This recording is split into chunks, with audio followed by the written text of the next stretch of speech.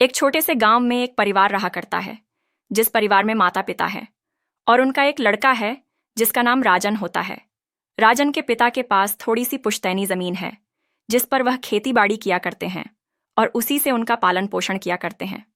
राजन, जिसने अपनी जिंदगी को गरीबी में काटा है, तो वह पढ़ लिख कर किसी बड़ी पोस्ट को हासिल करना चाहता है। इसी वजह से वह पढ़ाई लिखाई पर कुछ ज्यादा ही ध्यान देता है। धीरे धीरे समय बीतता है और राजन की स्कूली एजुकेशन कंप्लीट हो जाती है। उसके बाद राजन ग्रेजुएशन में दाखिला ले लेता है और मन लगाकर पढ़ाई करने लगता है। इधर उसके माता पिता भी अपने बच्चे की मेहनत को देखकर बहुत खुश हुआ करते हैं, क्योंकि उसने स्कूल के अंदर काफ़ी अच्छे अंक प्राप्त किए थे और इसी वजह से राजन का एडमिशन एक प्राइवेट कॉलेज में हो जाता है, जो काफ़ी अच्छा था। तो कॉलेज वालों ने उसका एडमिशन स्कॉलरशिप पर कर दिया था। धीरे धीरे समय बीतता है और राजन ग्रेजुएशन के फाइनल ईयर में पहुंच जाता है। उसके बाद उसके पिता एक दिन राजन के पास बैठते हैं और उससे कहते हैं कि बेटा, पास पड़ोस के लोग बातें बनाने लगे हैं कि तुम्हारा बेटा शादी के लायक हो गया है, अब तुम्हें उसकी शादी कर देनी चाहिए। अब इस बात को सुनकर राजन मना कर देता है। कहता है कि पिताजी, अभी मुझे पढ़ लिख कर एक बड़ा अफसर बनना है और उसके बाद ही मैं शादी के बारे में सोचूंगा। लेकिन उसके पिता कहते हैं कि बेटा, कोई बात नहीं है, तुम शादी कर लो और उसके बाद अपनी पढ़ाई लिखाई को जारी रख लेना। तुम्हारी पत्नी कौन सा तुम्हें पढ़ाई से रोकने वाली है। तो राजन थोड़ा सा सोच विचार करता है और कहने लगता है कि ठीक है पिताजी, अगर आप ऐसा चाहते हो तो आप मेरी शादी कर सकते हो। फिर पिताजी उसके लिए लड़की ढूंढने लगते हैं। कुछ दिनों बाद उन्हें एक लड़की मिल जाती है। लड़की का नाम चांदनी होता है और चांदनी भी पढ़ी लिखी थी। वह भी ग्रेजुएशन कर रही थी और वह अभी सेकेंड ईयर में थी। तो उसके बाद राजन के पिता चांदनी के घर वालों से बात करते हैं और दोनों की शादी करवा दी जाती है। शादी होने के बाद चांदनी अपने ससुराल पहुंच जाती है। चांदनी राजन के माता पिता का अच्छे से ख्याल रखती है। इधर राजन की भी पढ़ाई लिखाई में काफ़ी ज़्यादा मदद किया करती है, क्योंकि चांदनी पढ़ी लिखी थी और इसी कारण वह राजन के नोट्स में से उससे सवाल पूछा करती, जिनके जवाब राजन दे दिया करता। तो इससे राजन को भी काफ़ी मदद मिलती है और वह अपने पिता के किए गए फैसले पर गर्व महसूस करता है कि अच्छा हुआ, मेरे पिता ने मेरी शादी करवा दी, इससे तो मुझे बहुत मदद मिल रही है। चांदनी को भी राजन बता देता है कि मेरा सपना है कि मैं किसी बड़ी सी पोस्ट को हासिल करूं और उसके बाद अपने परिवार की आर्थिक स्थिति को मजबूत करूं। अब धीरे धीरे समय बीतता है और राजन की ग्रेजुएशन कंप्लीट हो जाती है और इधर चांदनी भी फाइनल ईयर में आ गई थी। जब भी उसके पेपर हुआ करते तो राजन उसे अपने साथ ले जाया करता और वहां पे अच्छी तरह से एग्जाम दिलाने के बाद वापस अपने साथ ले आया करता। और ग्रेजुएशन कंप्लीट होने के बाद राजन यूपीएसएससी की तैयारी जोर शोर से करने लगता है। इसके लिए राजन अपने घर वालों से अनुमति मांगता है कि उसे बाहर जाना है और बाहर वह कोचिंग करेगा और यूपीएसएससी के टेस्ट को क्लियर करेगा, ताकि वह एक अच्छा ऑफिसर बन सके और अपने परिवार की आर्थिक स्थिति को मजबूत कर सके। उसके माता पिता भी उसको खुशी खुशी आज्ञा दे देते हैं और चांदनी भी उसे खुशी खुशी वहां भेजने के लिए तैयार हो जाती है। उसके बाद राजन दिल्ली जाकर यूपीएसएससी की तैयारी करने लगता है और वहां पर बड़ी ही मेहनत से अपनी पढ़ाई को करने लगता है।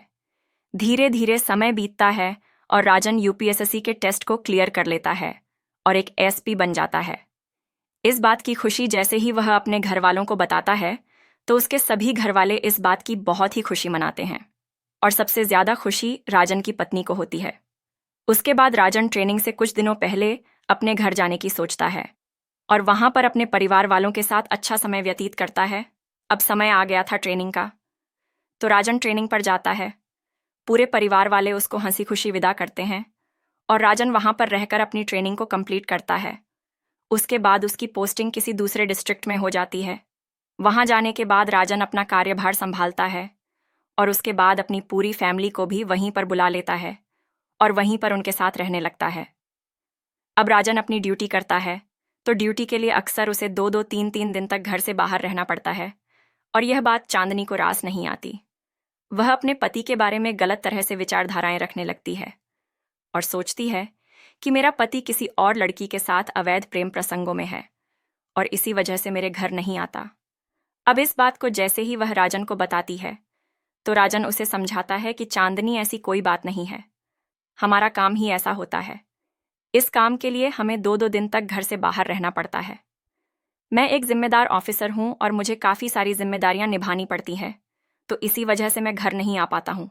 जैसा तुम सोच रहे हो वैसा कुछ भी नहीं है। अभी के लिए तो चांदनी राजन की इन बातों को सुन तो लेती है, लेकिन इन बातों पर कोई भी अमल नहीं करती है। उसका शक और भी ज्यादा गहरा होने लगता है।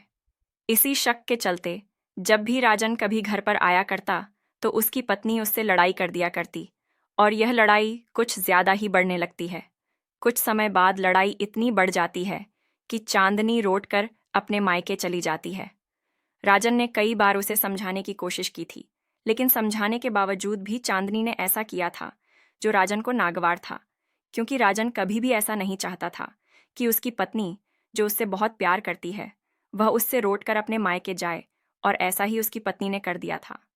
इसके बाद चांदनी राजन से तलाक के लिए कहने लगती है और एक व्यक्ति को राजन के पास भेजती है और कहती है कि उनसे कह देना कि मुझे डिवोर्स चाहिए, वह मुझे डिवोर्स दे देंगे, मुझे उनके साथ नहीं रहना। इस बात को सुनने के बाद राजन को बहुत बुरा लगता है, लेकिन तभी राजन उस व्यक्ति से कह देता है कि जाकर कह देना कि मैं उसको डिवोर्स तो बिल्कुल नहीं देना चाहता हूँ। अब चांदनी ऐसे ही रोटकर अपने मायके में बैठ जाती है। चांदनी के माता पिता उसको समझाते हैं कि बेटी कोई बात नहीं, जो हो गया उसे भूल जाओ और तुम अपने ससुराल चली जाओ, यहाँ पर कब तक रहोगी। लेकिन चांदनी उनसे साफ साफ कह देती है कि जब तक वह मुझे मनाने के लिए नहीं आएंगे तब तक मैं उनके पास नहीं जाऊंगी।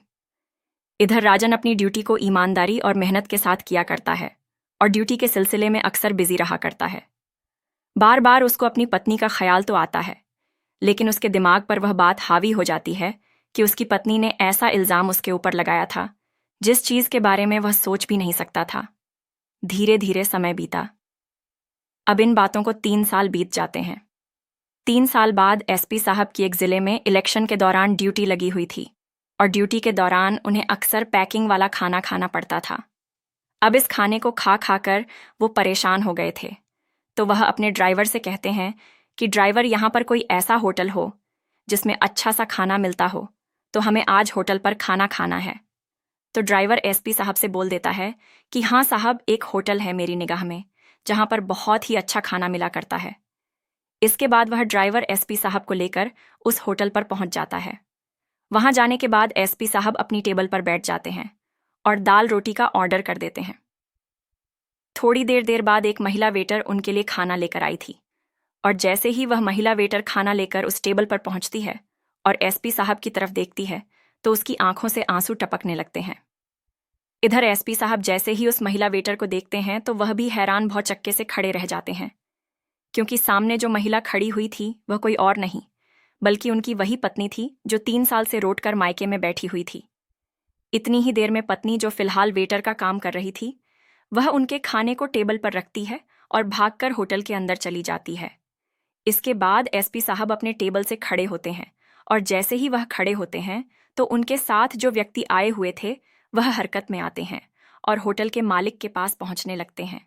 जैसे ही वह होटल के मालिक के पास पहुंचते हैं तो उन्हें पता चलता है होटल मालिक एक महिला है। वह वहां जाकर उससे बात करने लगते हैं और उससे पूछते हैं कि जो वेटर अभी अभी हमारा खाना लेकर आई थी वह कहाँ गई हुई है।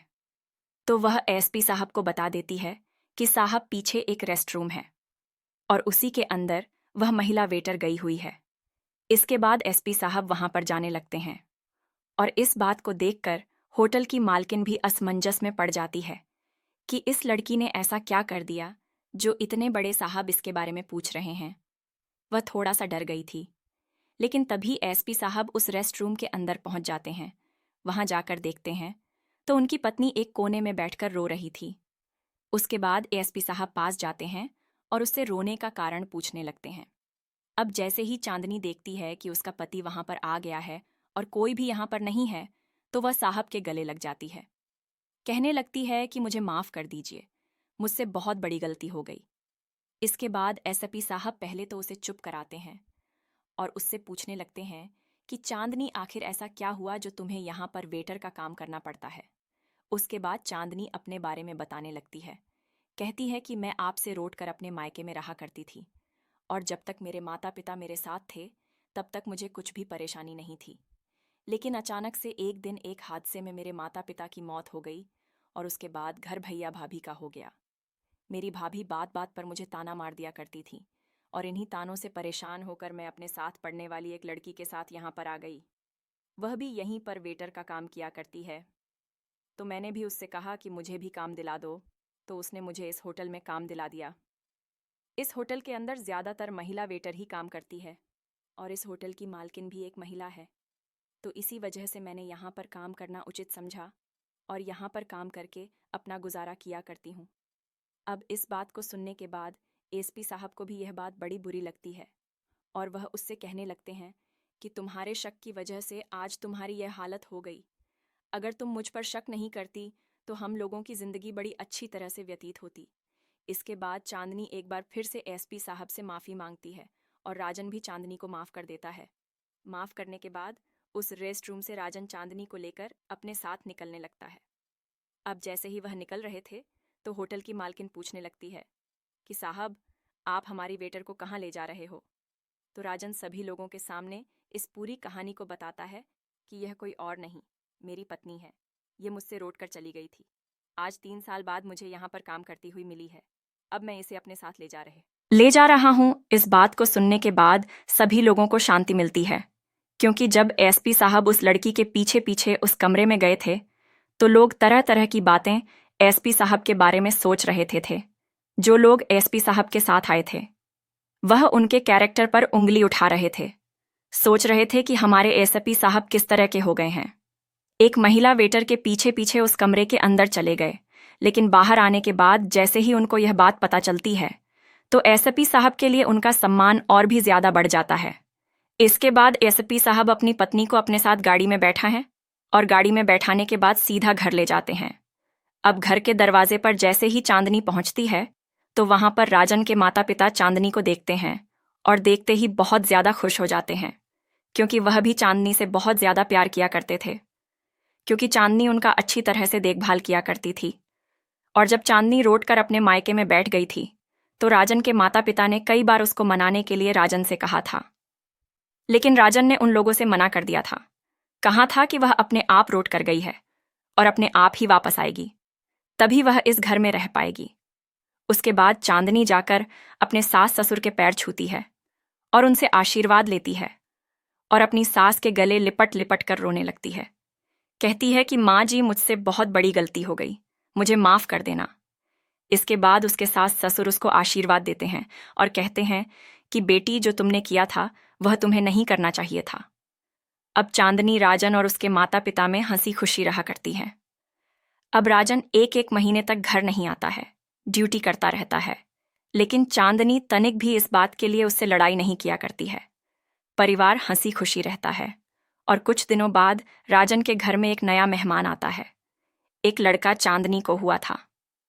उस लड़के को पाकर राजन के माता पिता बड़े ही खुश होते हैं, क्योंकि उनके घर में एक ऐसा खिलौना आ गया था जिसके साथ कितना भी खेलो लेकिन वह बोर नहीं हो सकते थे। इसी तरह से उनका समय बीतता रहता है और परिवार आगे बढ़ता रहता है। तो दोस्तों, यह थी कहानी एक एसपी साहब की, जिनकी पत्नी उन्हें होटल में वेटर बनी हुई मिली थी और उसके बाद दोबारा से उन्होंने उसे अपना लिया। आप क्या कहना चाहते हो? राजन के बारे में आप क्या कहना चाहते हो? चांदनी के बारे में आपकी जो भी राय है कमेंट करके। एक छोटे से गांव में एक परिवार रहा करता है